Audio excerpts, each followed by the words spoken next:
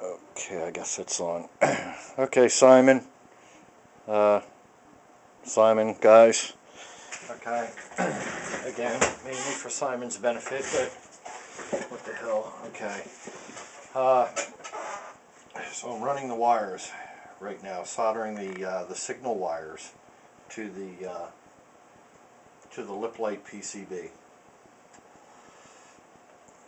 What you do, you start with the 3 wires, which are the common, which is the positive, okay, on this. And this has all been split up.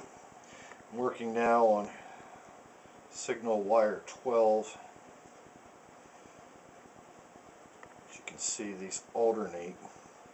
I'll explain more about that at some future point in time. Okay. What I do is I kind of pull these a little bit, kind of see where they fall.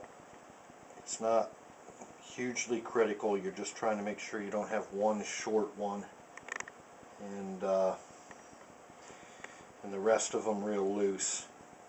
So this way, when you bundle the wires together, they come up pretty good.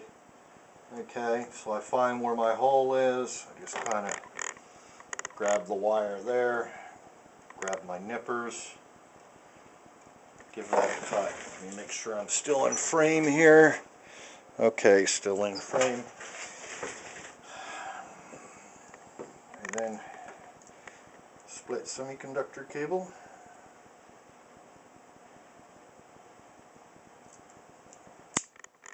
Okay. Use a good pair of wire cutters because these are very small wires. Some flux on the wire itself. After you've twisted it, insert the wire down through the hole. I've removed about 200 thousandths worth of insulation from this, and I'm wearing my magnifying things here. Now what I'm doing is I'm angling these in such a way that when I solder them, okay, so I put that there. I have a little weight here to kind of hold the wire in place. Okay, so I have it so that if the insulation does heat up and melt a little bit, it's still going towards the terminal of the LED, which is energized. Okay, so now I clean my iron, a little bit of flux on my solder, even though it is rosin core and has flux built in.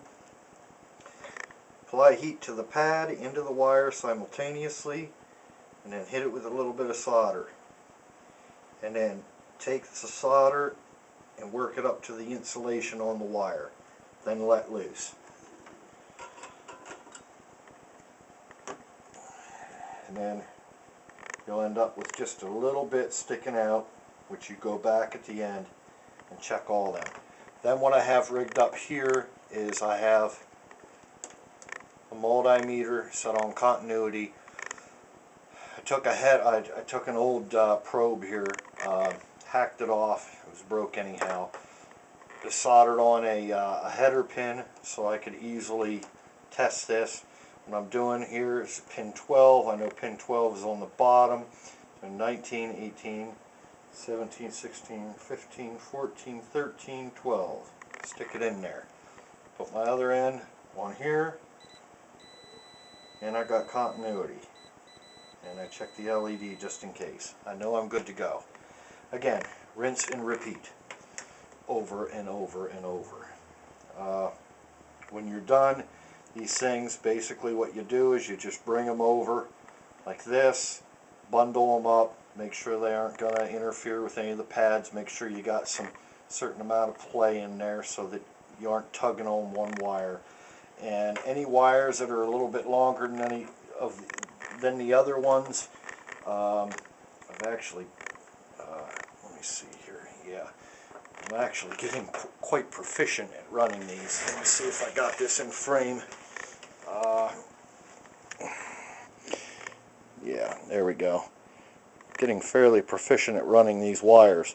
But any extra that you have just ends up being loose down here at the bottom.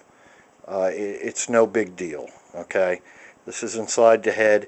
Main thing is to get this so we can use a wire loom on here. When you're doing this, make sure not to put too much stress on these ones down here.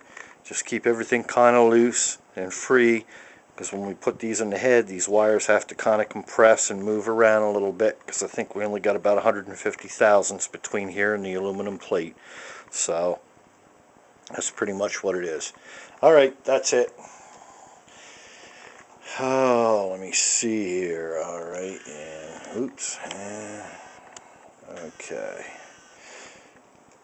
Okay. Alright guys, show's over. Bye for now. And let me see.